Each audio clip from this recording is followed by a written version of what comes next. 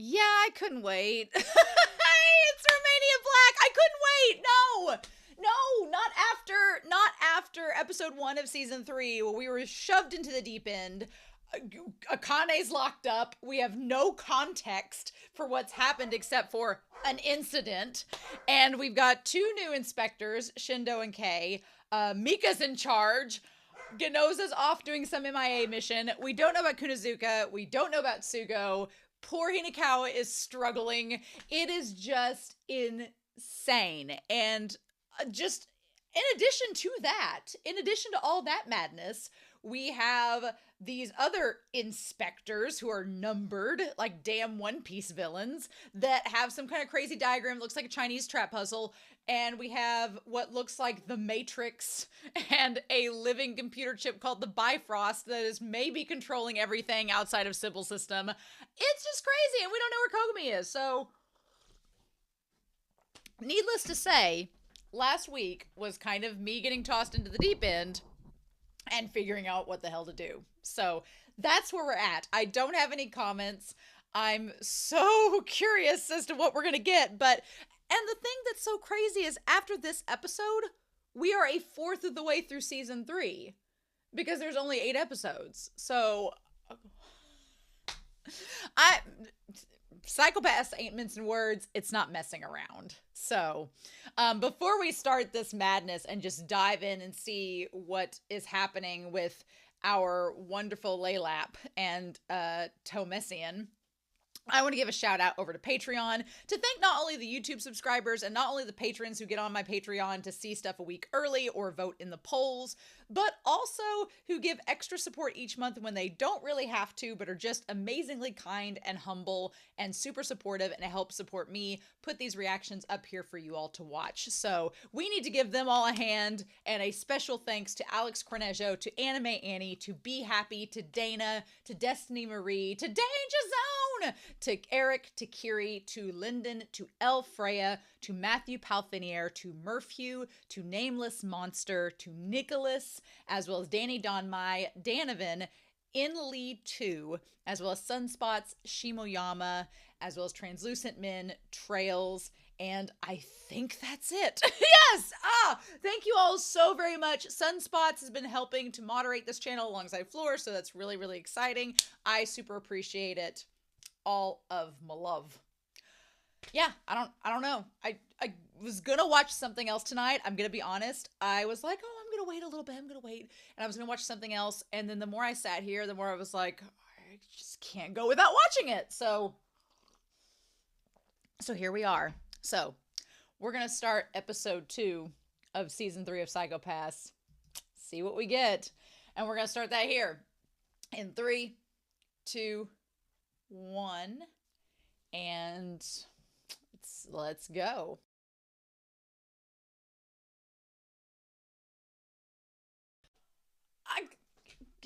Good. I'm glad that we got some confirmation that our boys are safe. I am jealous of Frederica. Can we just talk about this? I am jealous of Frederica. Frederica gets a damn triple package. She doesn't just get Ginoza. She doesn't just get Kogami. She doesn't just get Sugo. She gets all 3 of them to herself. Girl, I am jealous. So jealous. And I don't think she even cares about any of them. I kind of want to ship Frederica with Sugo. Can I do that? Can I ship Frederica with Sugo? Mainly because I don't care who I ship Sugo with, but I want Akane to be with Kogami or Ginoza, and that's not happening, but we're going to talk about it.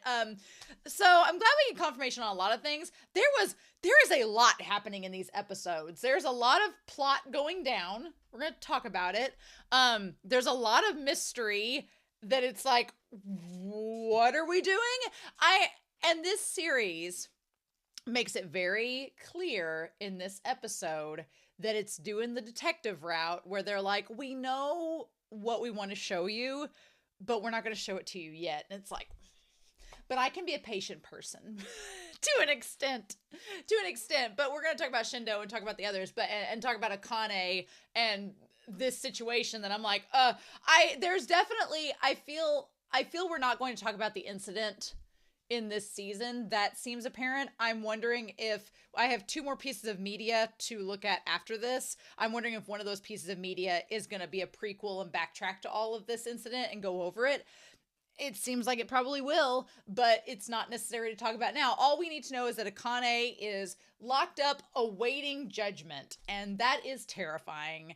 And I feel like these characters should maybe be more concerned about it, but they're not, or they're not showing that concern. So that's pretty much where I'm left with. All right, so let's talk about Shindo. Let's put Shindo here with his mentalist skills.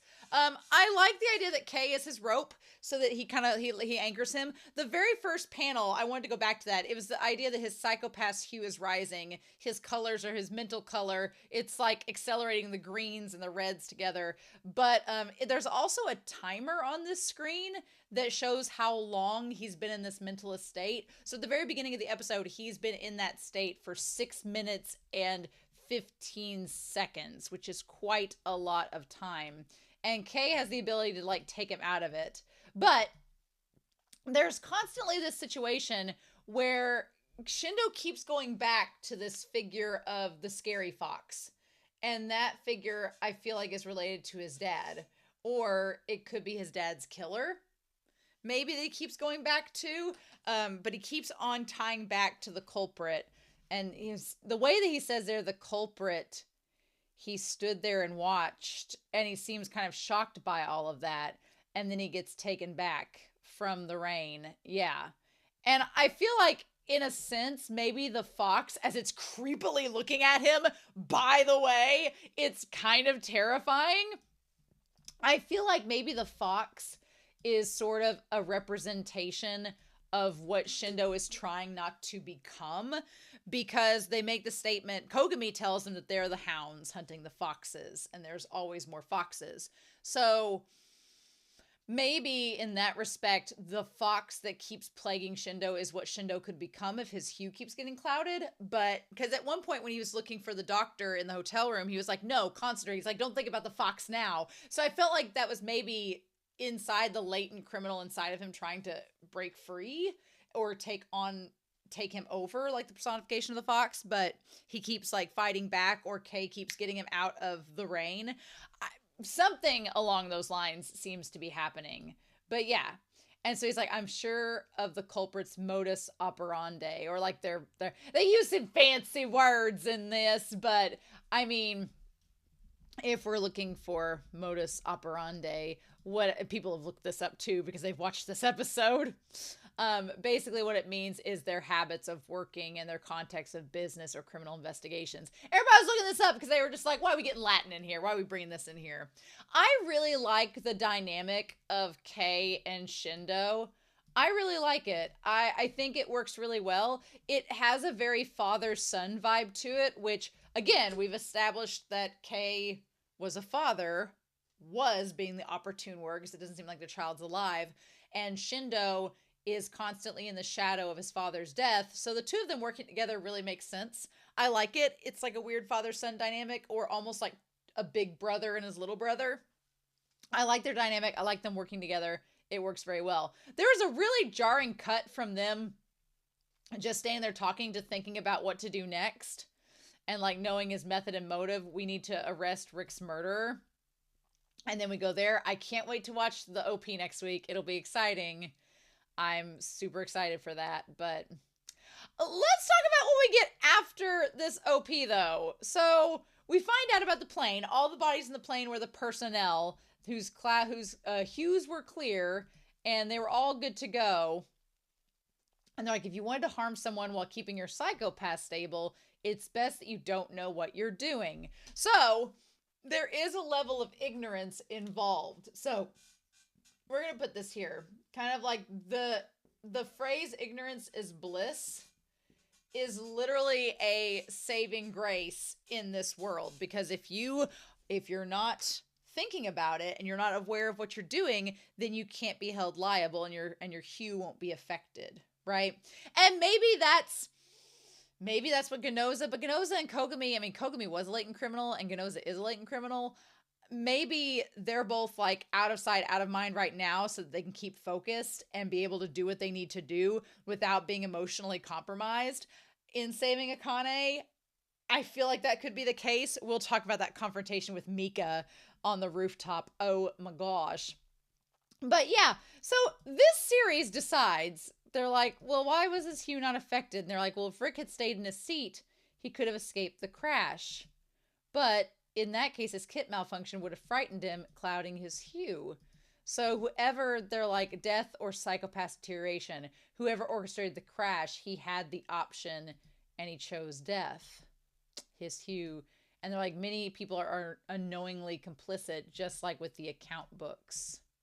That there's like a trail and people don't realize, you know, just how complicit they are within it. I want to talk about how I'm very proud of Hinakawa. Hinakawa, like, takes the lead, has a conversation, is reaching out to Akane, keeping her updated on everything. Hinakawa has grown so much. Our little bean has matured, and I love him. And I don't think he gets enough recognition. I'm like, look at him. Look at Hinakawa just being his own person. I freaking love it. So then for, like, a solid 5 minutes, we get an explanation of the 2008 recession. And here's the thing. If you were born between the years of 2004 and 2007 or 2008, if you're in your late teens, early 20s now, you won't have any idea about what the 2008 recession was like. I was in college. So I was in college during that time. And let me tell you, it was a weird time because I didn't own a house or anything. Obviously, I was trying to like eat ramen and, and learn about English. But I remember there being protesters. I remember there was the whole like Occupy Wall Street. I remember the whole 1% thing. People were like pitching tents that had gotten kicked out of their homes because of the recession. They were pitching tents on campus. They were protesting. They were talking about how they had been taken advantage from these housing corporations and from these loan sharks. It was a very, very dire time. And it was one of those things that if you were privileged enough to not be caught up in it, you were just a spectator watching it go down. But if you were one of the millions of people who were caught up in it, it was a big deal. And several people lost their homes and their money because of this whole thing. And I kind of respect psychopaths for being like, hey, it's been a while. It's been 15 years. You want to like use a historical lesson to talk about like kind of what they're doing in this series and relate it back? I'm all for that. And it gives much more context to the beginning of last episode when there was the housing thing and the guy, we've got the immigrants coming in. It's this perfect storm of things the show is talking about with all of the immigration, the anti-isolationists, and then this housing crisis sort of taking advantage of this situation and creating an environment that is going to eventually crash. And I don't know, if I was involved in the Sybil system, I'd probably be a little bit worried about that because the system crashing means everybody's hues are going to deteriorate, which is going to create a massive influx of problems for your inspectors and the enforcers. Are you going to be able to handle like a critical mass problem like that? That's the one thing. We seem to have this weird triangle, this like microchip triangle, the Bifrost of these people who seem in direct opposition of the Sybil system. The Sybil system, it's just like, hey, everything's all fine and dandy. We've got a system that works. The public's buying into it. The Sybil system's like, what could go wrong? And it feels like this whole Bifrost thing is like maybe connected to the housing crisis that's happening in Japan right now in this series, and connected to trying to tear the Sybil system down from within, being like, oh, fine, we can't find you, Sybil system. Because here's the thing, season 1, Makishima tried to find Sybil system and take it down from within. That didn't work. Season 2, Kamui tried to break down the Sybil system from within. That didn't work either. And so then you have this season where this group is apparently like, you know what? We can't take on Sybil system by itself, so why don't we just act against factors outside of the Sybil system's control, like the housing market and ministries that the Sybil system isn't got its entire hand in. Let's do that. And that seems to be what it's trying to set up and do to cause enough chaos and disruption the Sybil system won't be able to respond in kind. Whether that works out or not, I don't know. Now, I did love the little animation and the graphics, and I love that Todoroki was like, hey, I didn't want to sell that house that quick. And the little chippies were so cute. The way that they explained how loans and interest and the housing collapse came about was the most informative thing I've seen like in months. I feel like if you were teaching an economics class, you would show this little clip explaining the housing crisis and be like, here you go. Here's your economics clip for the day. Now write about it, right? Analyze this and deduce what you know about it. Because they talk about taking out another loan, buying more houses, but then people don't have as much loan. So also she was surprisingly, what's her face? Kisaragi. Kisaragi was surprisingly absent for a lot of this episode. She was just kind of hanging out in the background, which is fine. It's okay, except we saw her last week take one of those Fox cards. So is she an undercover double agent and we just don't know about it yet? Is she going to be playing for the opposition and we don't know about it yet? I don't know. I don't quite trust Kisaragi. I don't know where Kunozuka is. I'm really worried Kunozuka has died in media we haven't seen yet. I'm worried because I feel like we saw Sugo, we saw Ginoza, we saw Kogami. We did not see Kunozuka. So unless her and Frederica have been making out behind Shion's back this entire time, I don't know where she's at. And that worries me a lot. So, but maybe she's working undercover and we just haven't seen her yet. Maybe it's like this episode. She's going to come out of the woodwork. We just got to be patient. I needed to be patient last week.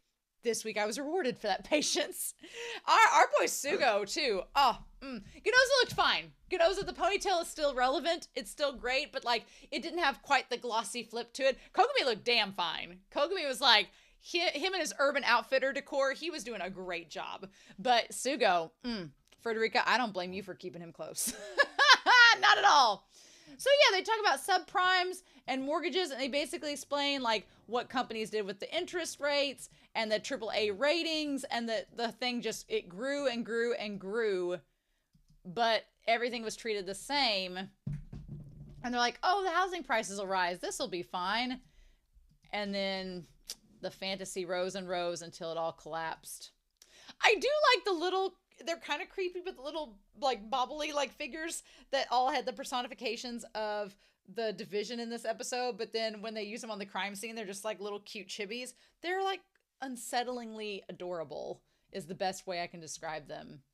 But they're like, yes, so all of these different practices of illegal real estate securities being transferred into stocks, they're redoing what was done in the past. They got ministries and banks to sell them, and knowing it would collapse, they planned it so they alone would make the profits. They siphoned all the money out and left everything else to rot. Imagine that, a corporation doing that? What? I've never heard of such things. And this is what Rick wanted to blow the whistle on, which is why he unfortunately was killed. The citizens and immigrants would be left holding the bill. Yeah, in the end, basically the mass markets and your big corporations would take all the money and the citizens would be in trouble. But then the immigrants that came there, what a way to boot them out by giving them all this debt and things they couldn't pay for. You know, things like that. I just love that Hinakawa speaks up and he's just got a voice and he has agency. I feel like he's grown up before our eyes and it's so wonderful. I wish we could have seen Kagari do that, but show doesn't seem to want to let us have nice things. I like that he kind of like bites his nails if he gets nervous. No one would know they were complicit in it. A system from the old era that sparked global conflict. 120% illegal. Shion looked really good in that. And they're like, well, it's tough to investigate because it's not just like a murder or something. You're basically tracking under the scenes. And they're like, well, why don't you just enforce them? And Shindo's like, nah, we got to play by Mika's rules. She's being all weird about it. And they're like, no, that's why they're going to leak to the audit agencies. I like that we cut back that fan in Mika's office constantly going, and like the kind of warm light that siphons through that window. It constantly makes me think that her office is really warm. Her office is weird.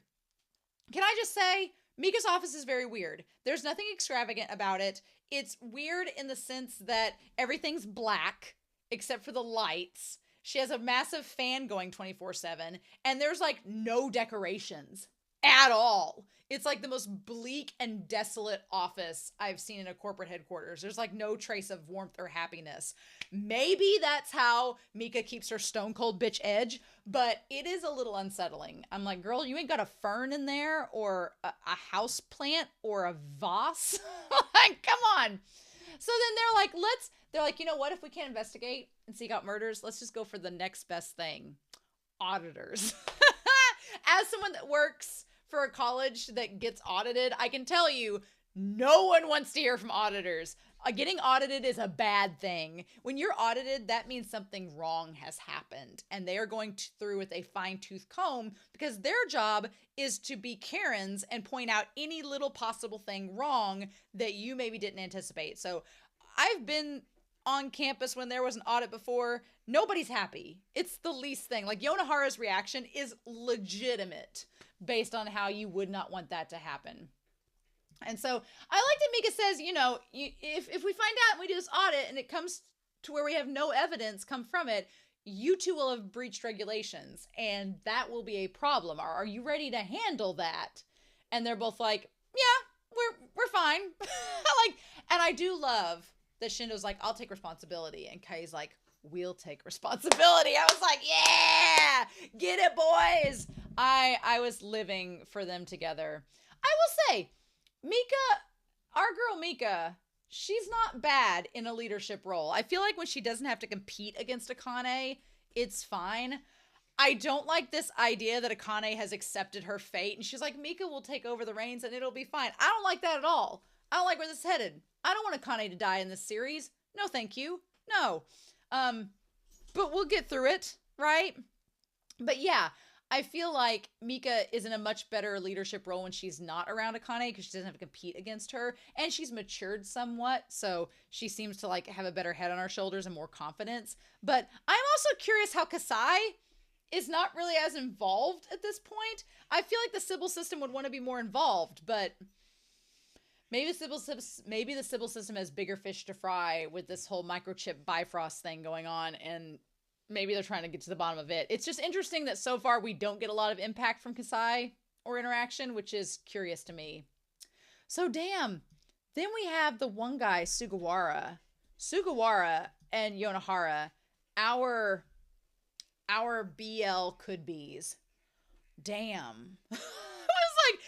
Last episode they were like a BL series from the 90s getting set up, and here no, Sugawara like hardcore like drops Yonohara like a stone into the ocean. It's like, nah. He talks about if we transfer to a Dejima firm using my foreign affairs connections, he screwed himself over because that Dejima firm, as Frederica says, was a setup and they've been using it as a trap to lure him in this whole time. He basically tells Yonohara, he's like, oh, I don't need you. I'll just go off here, but you don't have anybody, so I'll hook you up with some folks, but that's all I can do. And then they end up killing him. I was like, what a cold bitch. He just like dropped Yonohara and pieced out like it was nothing, manipulated and used him and left him. Oh, the cruelty of it all. I did feel for Yonohara because what I thought was going to happen, and he even like goes to him. He like goes after him saying, don't leave me. Like they had something to Yonohara. To Yonohara, they were together. Sasagawa. There we go. Sasagawa. And he's like, macroeconomics was invented so people wouldn't have to look their sacrifices in the eye. I'm like, I want every economics professor to use that line in their textbooks. Macroeconomics was invented so people wouldn't have to look their sacrifices in the eyes. I want you to etch that in every finance textbook. Please.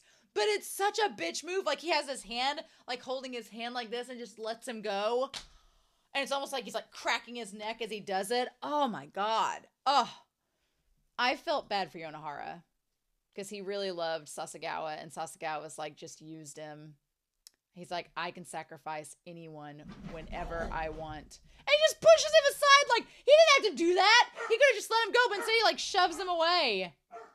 So cruel. Like in a heartbeat. Like he just used him and left. Damn. So then he leaves him to, hey, Huckleberry. So anyway, I like this little cute robot that's like, we found Sasagawa and we found Yonohara. And then I like that Shindo looks at the 2 glasses that he sees on the table, knowing, like, I feel like Shindo, because he's an empath, he senses that maybe there was a connection between Yonohara Sasagawa, and clearly something has gone awry. But I think it's very telling that the moment we go to the coin lockers, like to the sketchy place that Mr. Sasagawa told me about, that there's like just a pig on the table with its innards just carved out. That entire scenery says so much. And then poor Yonohara with his bag and everything before he's killed by this gang. The thing that I thought was going to happen was I thought that Sasagawa was taking Yonohara to that location, to those gang members, to get like a transplant, kind of like Kamui from season 2. I thought they were going to like replace body parts or do like a facial reconstruction. I said Once Upon a Time in Mexico in the reaction because in Once Upon a Time in Mexico, which I love that movie, there is a scene where Willem Dafoe's character has like a facial reconstruction scene. And so I thought that that's exactly what was going to happen with Yonohara. I thought that's where we were going. Nope, they just straight up killed him. And that sucks so much. Like, I kind of felt bad for Yonohara, if I'm being honest. I wanted him to, I thought that they were going to show up and he was going to be like in mid-reconstruction and he was going to like have his body parts all rearranged and we'd be dead that way. Luckily, they spared us that, but we didn't get to see anything from the neck down on that table. I don't know. I hate that they killed him. It's so sad. They're like, we'll bring you somewhere the Public Safety Bureau won't go. And yeah, we see this room with all the organs and the table and everything. And there's like a saw. And there's like a bathtub of ice. There's like blood on the floor. And they're like, here we are, buddy. And then he just like looks ahead. And he looks so distraught. And it's just like, I don't think he realized at that moment they were going to kill him. I think he thought that he was going to hide down there. And that's not what happened. So anyway, Shindo and them decide to go over, and Kei, Shindo is with Hinakawa as well as, what's-her-face, Kisaragi. And then Kei is with Todoroki and Eri. We get a lot more on Eri this episode, which is nice. We get a little bit of Eri. He's definitely a delinquent. He's definitely a piece of work.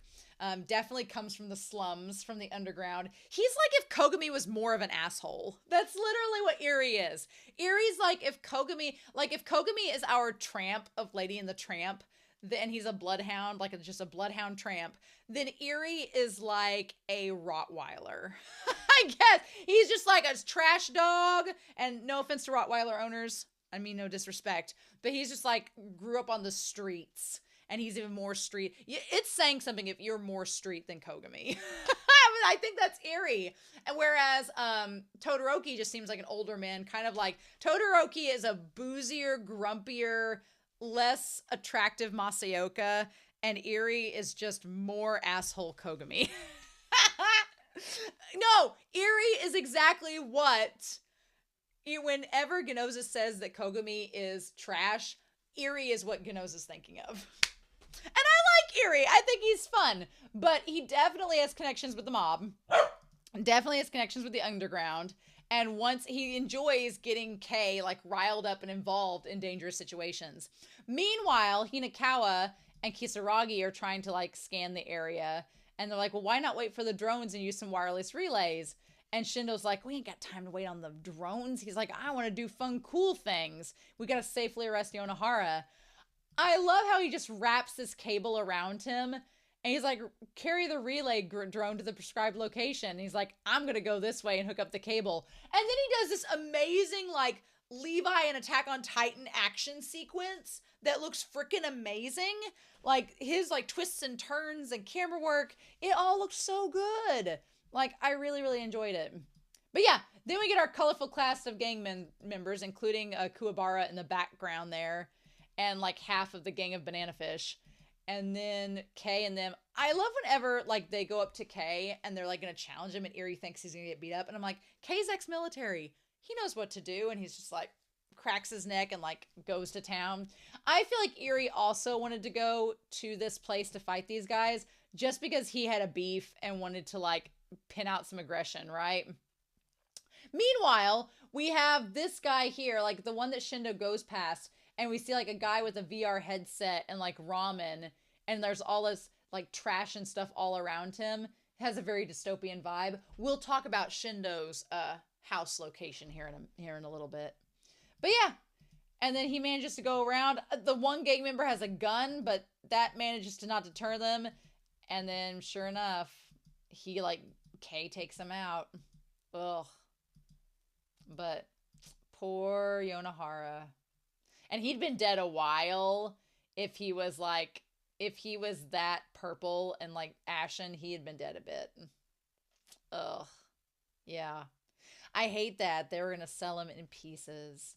I'm like, what a cold hard bitch Sasagawa is in that moment. Like, how dare.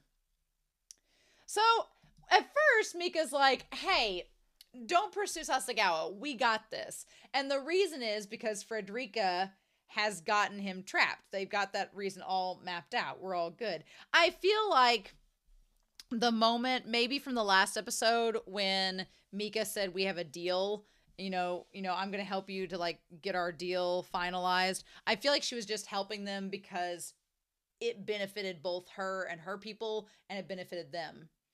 But they, of course, don't listen. They're like a Kane. They're like, no, we're going to go investigate. And she's like, wait. She's like, I have reason for you not to go. The interesting thing is that I love that Mika, they're like, didn't you have them in hand?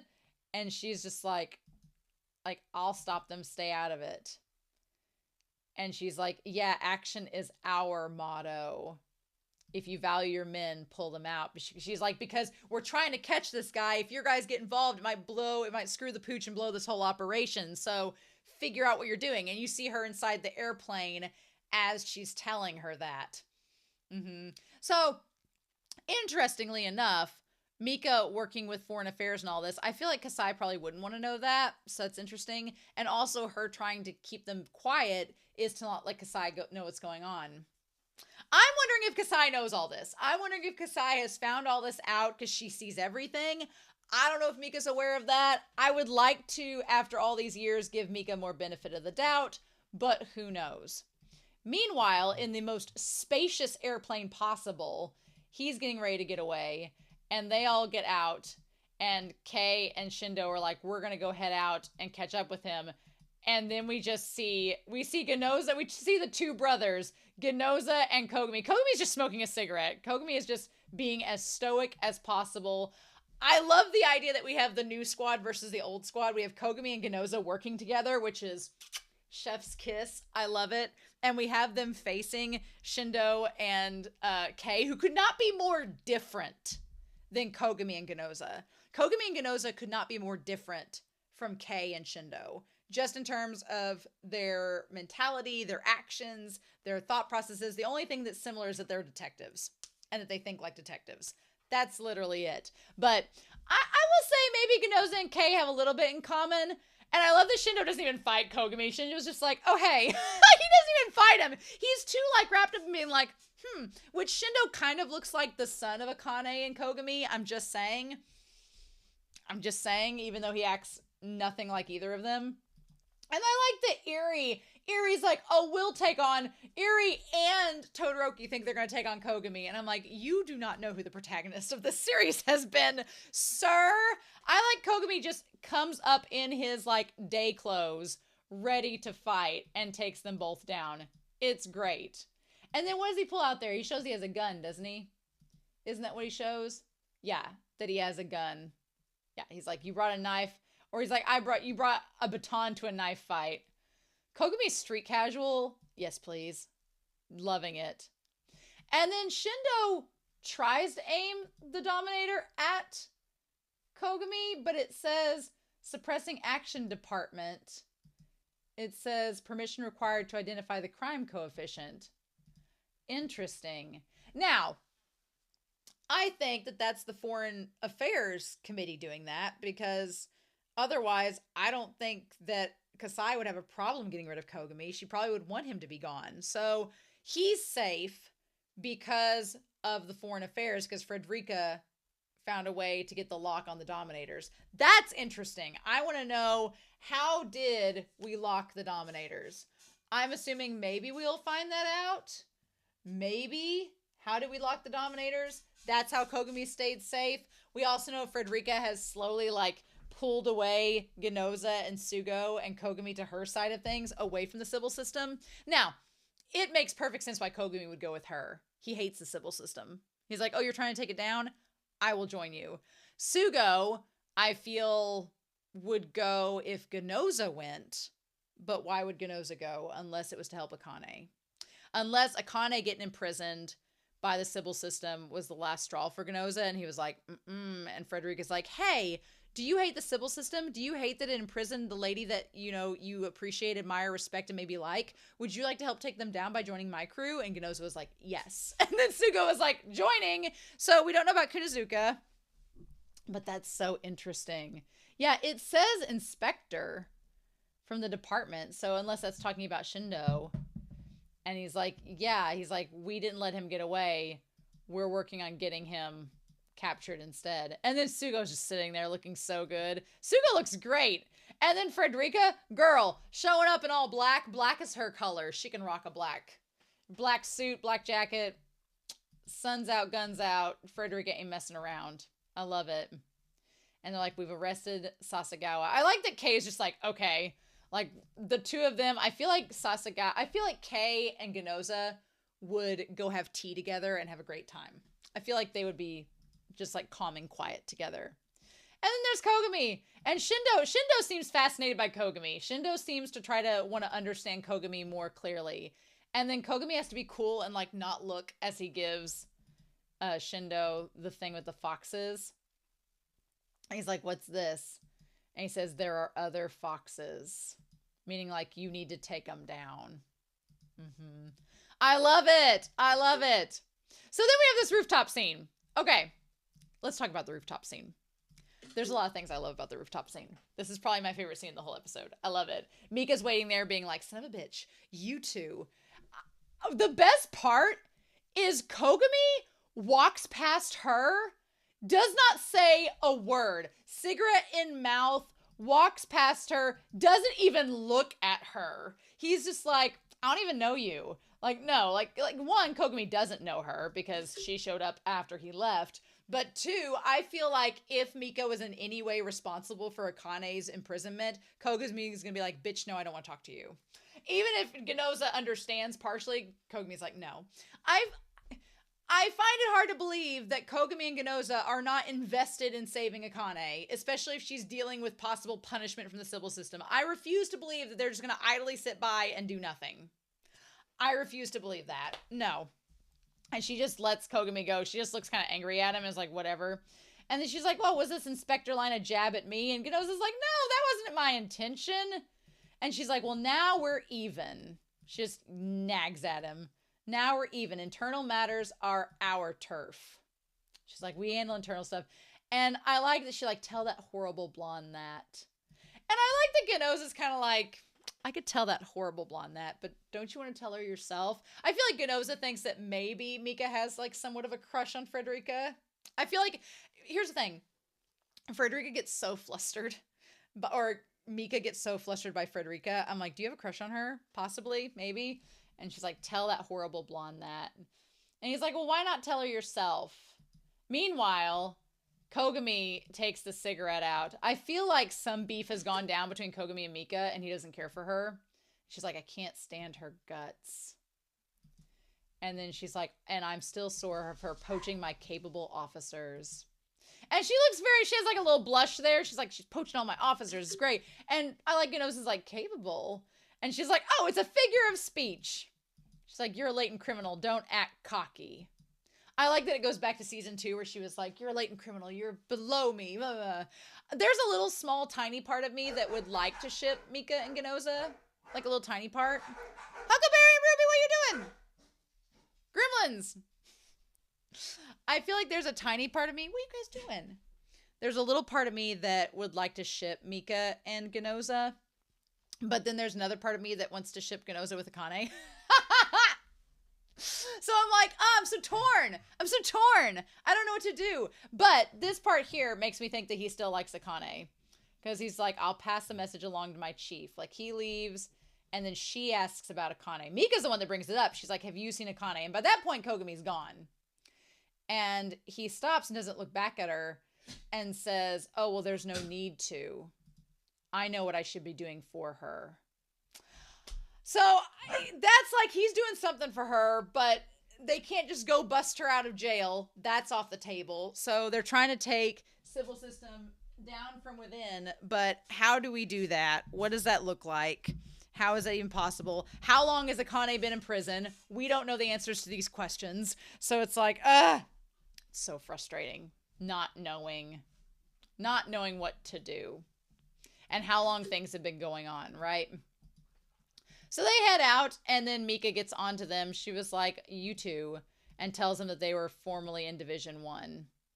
They'd been investigating the transport company for a while. If you want to stay inspectors, then obey your boss's orders. Basically saying that Akane did not obey the orders of the Sybil System, and look what happened. And Mika's like, I don't want the same thing happening to you. I do love Mika's hair. Mika's hair gets a 10 out of 10 for this season already. So then we cut back to, what's his face? Ayama, whatever. And Obata is like not having it. And he's like, oh, well, he somehow has traces on what's happening in the plane, what's happening outside. He has his eyes everywhere. And he's like, what an amusing pair. I don't know what this one guy is, the first inspector. I don't know what his deal is, but I don't like it. I don't understand what his game is. He's like the head fox, but I don't know what he's doing. This episode is called TEUMESSIEN Sacrifices. So it seems like he's the TEUMESSIEN fox. The fox that can't be captured is the guy with Obata. And all these people are his pawns that he's sacrificing. I don't know. Maybe. Who knows? In any case, we go back to this microchip where everybody's sitting down at the table saying that the game is over.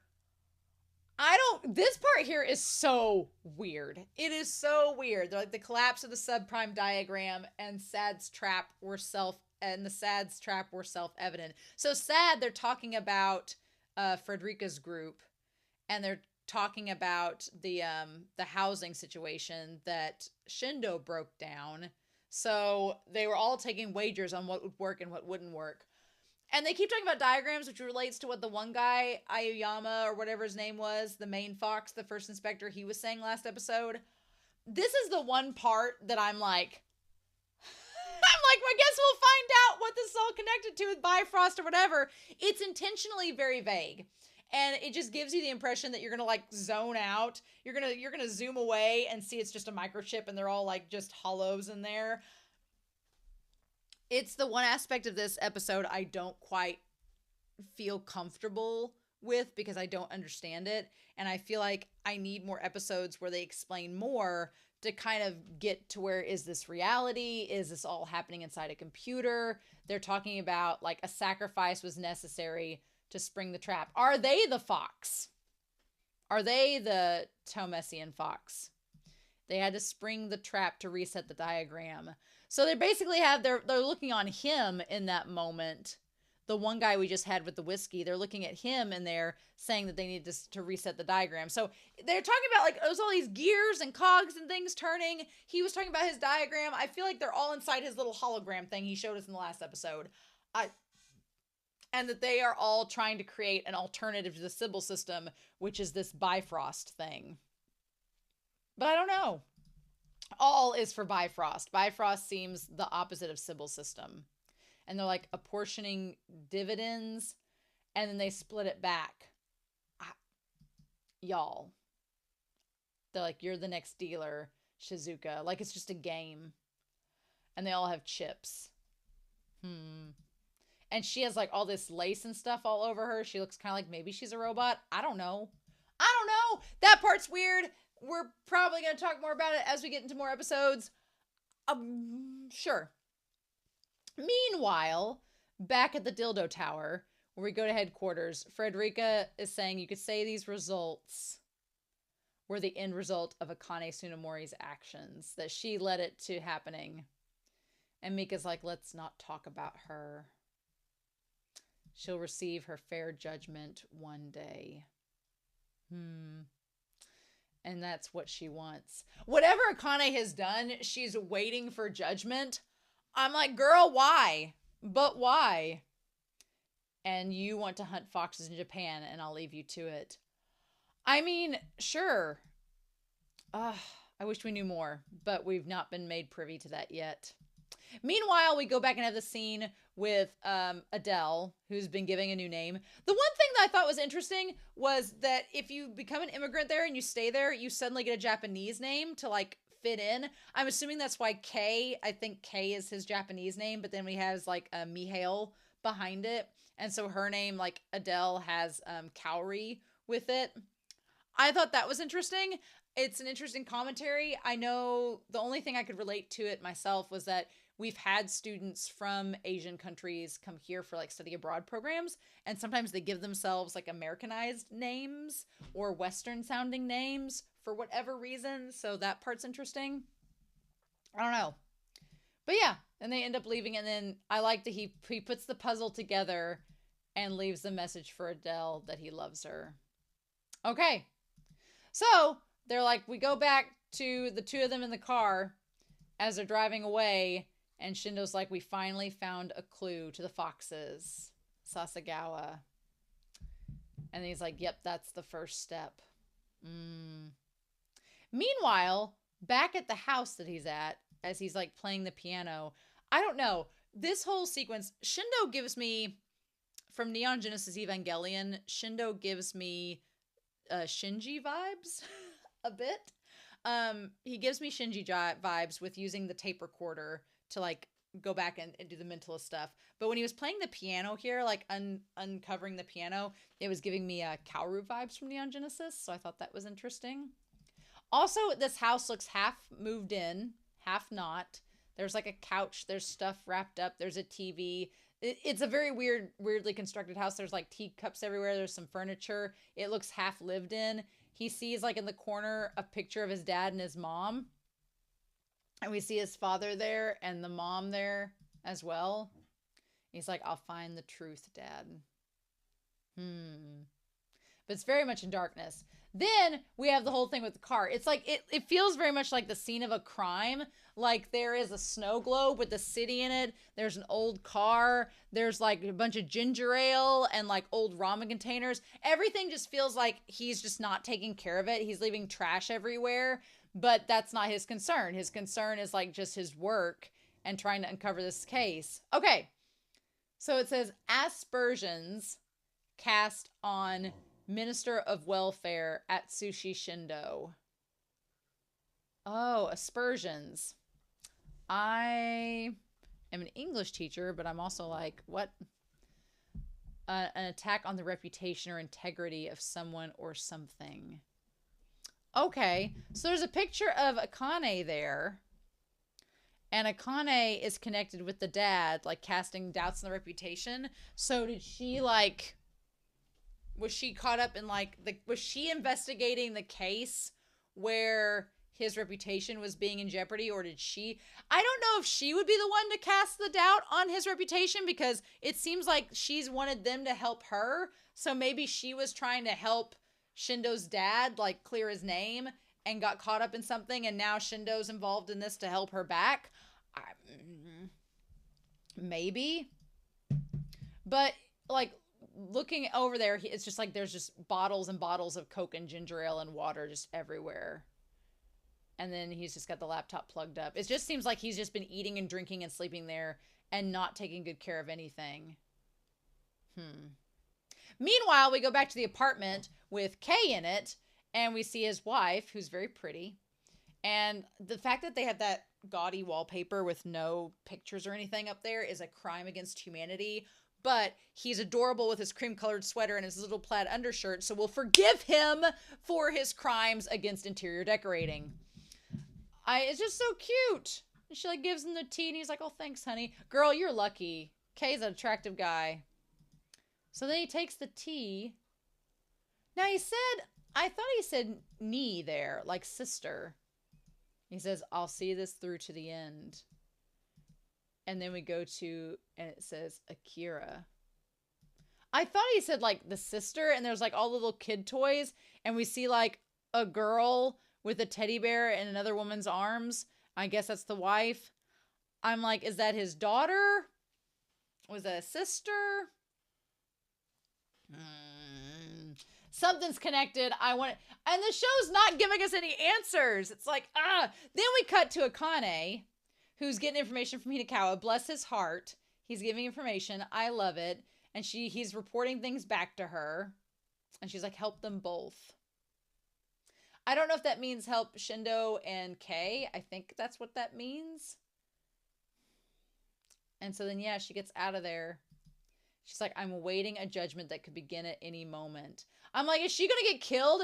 If Akane gets killed in this series, I will have issues. I will have lots of issues. She's like, a judgment that could begin at any moment. Is she typing that down on there? Like leaving her last word in testaments? But that also means I've been liberated from this society.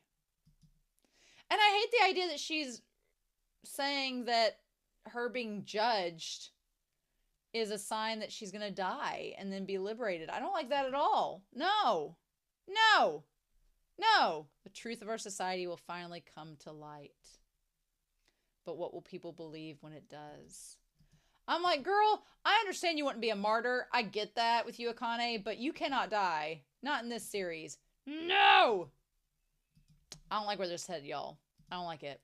Meanwhile, Shindo, I feel like he has the milk and everything. Like, and here's the thing, too. Shindo does not seem to have any inclination or care for, like, the stuff around him. It's just bottles and trash everywhere. Like, he just takes care of himself, and that's literally it. He doesn't take care of anything else around him. Right? And then he sees the stuff on the TV about Governor Koriyama was out of favor. New candidates are stepping up. And we have the two main ones. You may think that it is very unrealistic for a former wrestler and a former pop idol to be vying for governorship, but I don't know if you've heard about American politics lately. It's very possible. So, yeah. Yep. So we have Yakushiji, who is the wrestler guy, from the eugenics party. Sure thing. We'll talk about the eugenics party. That's a whole deal. And then we have the one girl, the positive party, the affirmation party, and she's the idol. And then she has her like band of lady secretaries to watch after her. And they have such different vibes. Like, he's, like, talking about, like, healthy minds, healthy bodies, and, like, our hues are protected because of what we do here in the ring, and I'm going to take that to the world. And then she's all kind of like, she's interesting. He seems very straightforward. And I would think if I was the Sybil System, I would want him to win because he's reinforcing the Sybil System by saying, yeah, if we just do these things that Sybil System has constructed for us and keep our hues clear, well, we'll be right as rain. I feel like that's very in line with the Sybil System's, like, MO.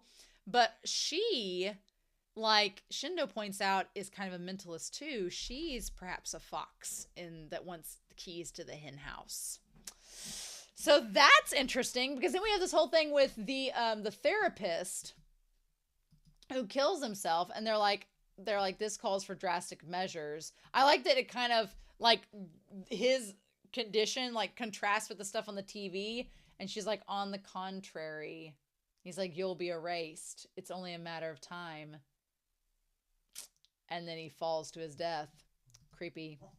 I felt very Blade Runner. The animation of that moment was really, really good. And so then, yeah, I like the old man. I like Todoroki in the beginning of this car. He's like, as Shon's given the rundown. Interesting. So yeah, the whole thing with her face, like, on the side of the building, it felt very Blade Runner. It was very interesting. But yeah, they go investigate the murder, and sure enough, they're stuck in the tarp. Stuck in the tarp of the pool. Yikes. Oof. I just love Shindo's face when he looks at Eri and Todoroki like, is this the bloody goopy mess you were promising me? And they were like, ew. So then we find out the victim is Tsuchiya, who is a psychological treatment giver for our lovely idol candidate, but he went here to get treatment himself. And of course, Kei and Shindo are doing regular, like, you know, detective things.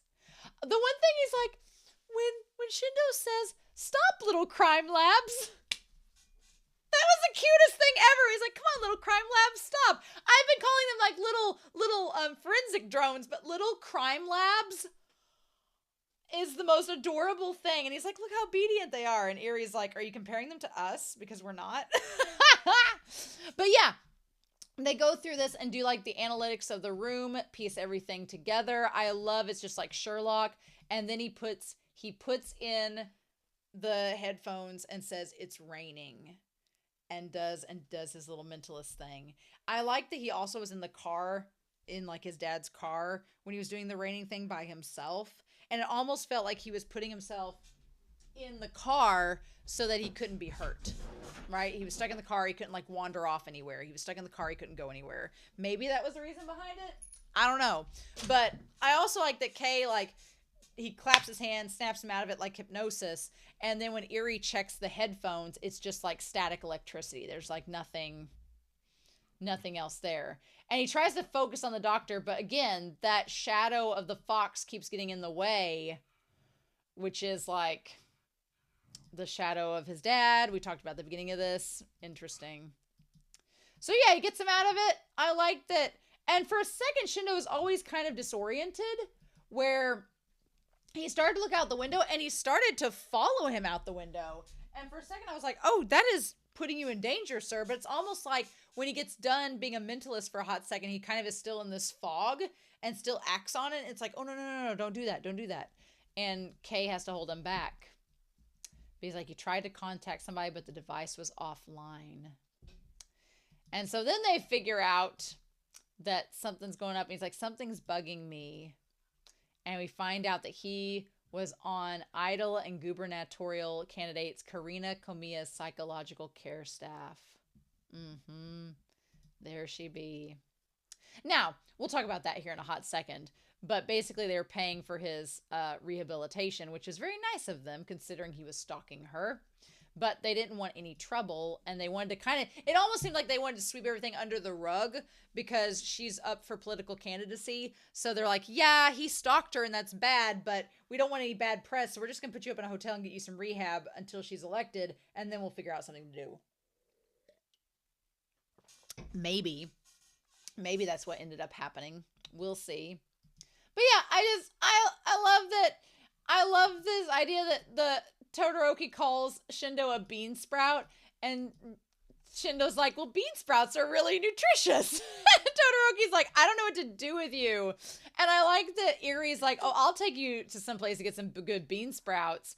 And Todoroki's like, "That place is probably like crawling in the slums." And Erie's like, "You know it."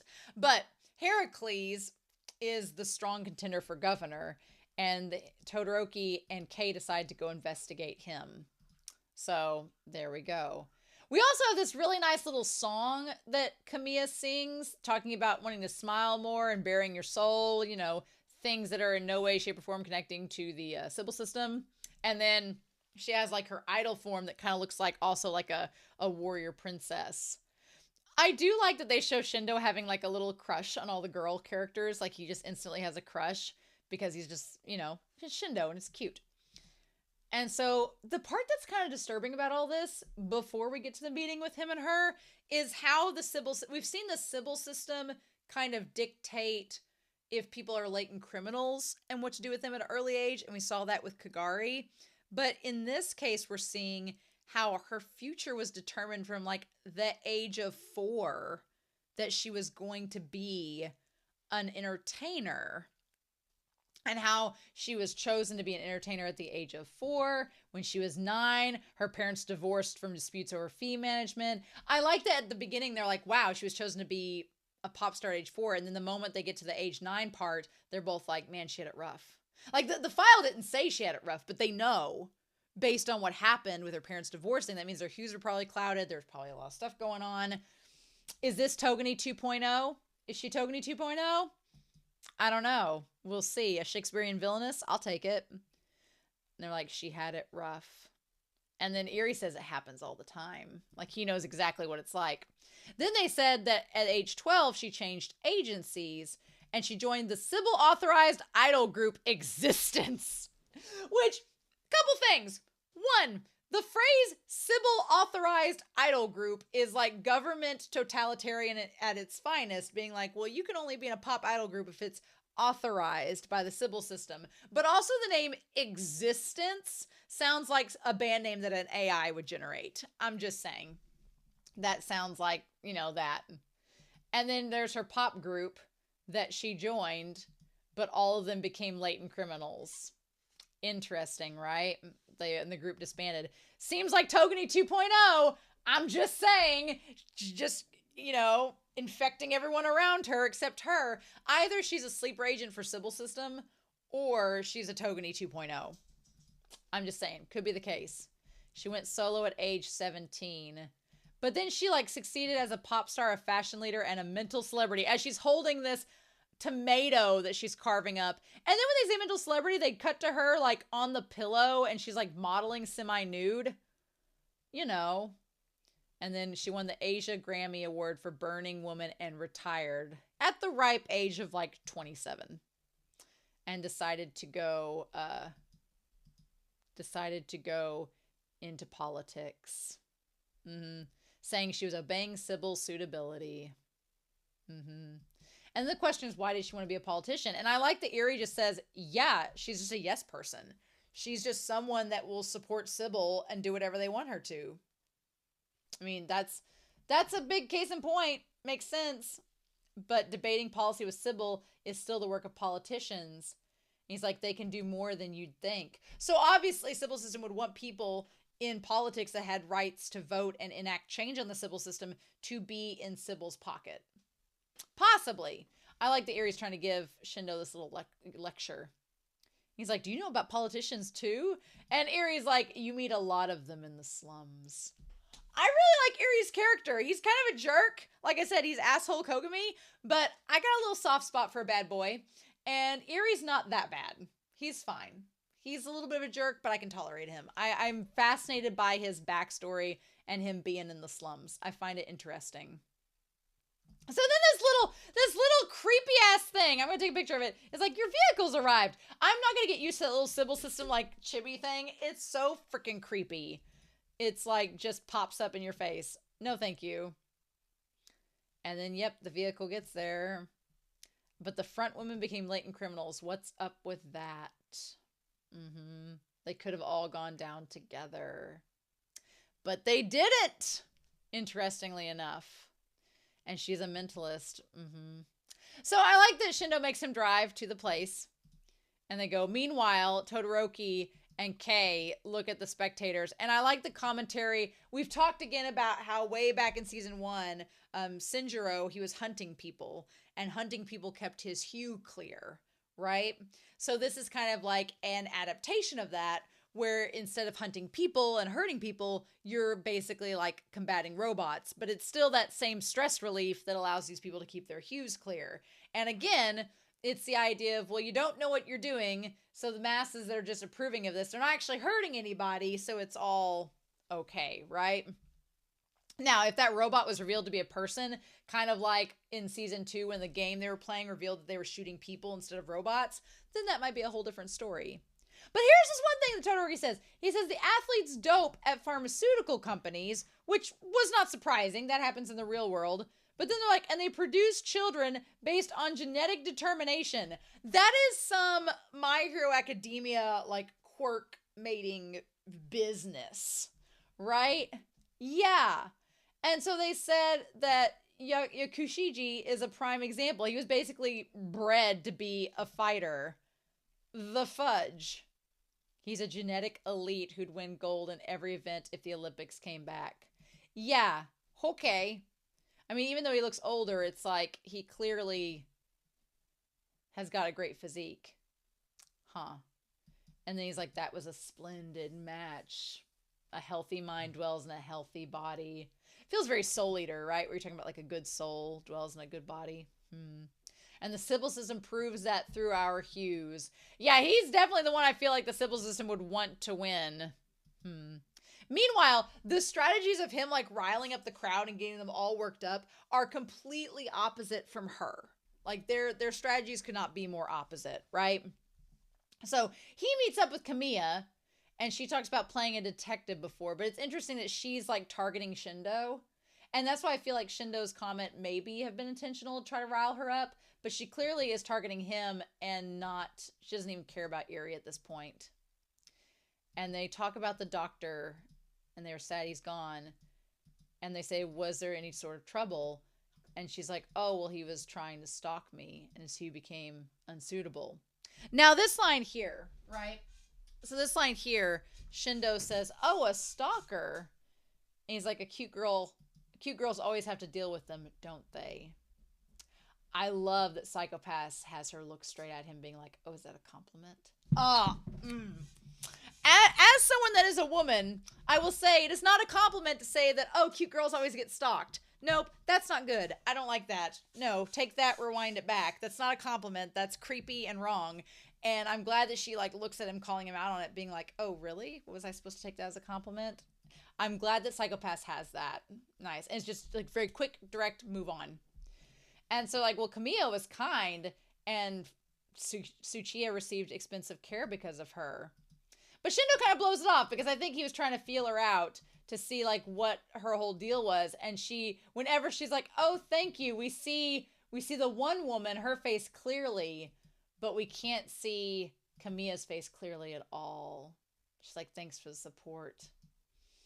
And he realizes that she's exactly like him. And they're like, and I like the Eri's like, well, man, if she was a latent criminal, that'd be bad, wouldn't it? And he's like, yeah, all of her bandmates became latent criminals, but she stayed clear. It's not just the strength of will. She has mentalist talent. She's like, just like how I'm keeping from becoming a latent criminal, so is she. I love that look on his face where he's like, I found somebody that's like me. And that she could become a danger. Oh, buddy. Oh, buddy. Okay.